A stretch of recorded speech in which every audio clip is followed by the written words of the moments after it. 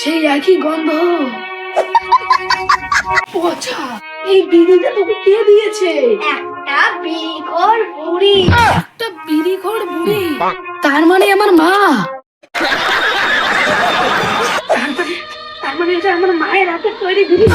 কি বিড়ি? অন্য কেন তৈরি করতে পারে? না নন্দা, এই বিড়ি আমি অনেক দিন পর খেয়ে পেট ঝেড়ে হয়ে গেছি।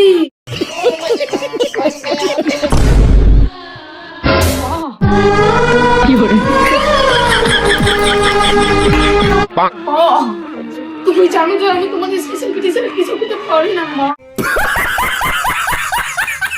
মা গো, তোমার স্পেশাল বিড়িটা আমাকে একবার খেতে দাও মা।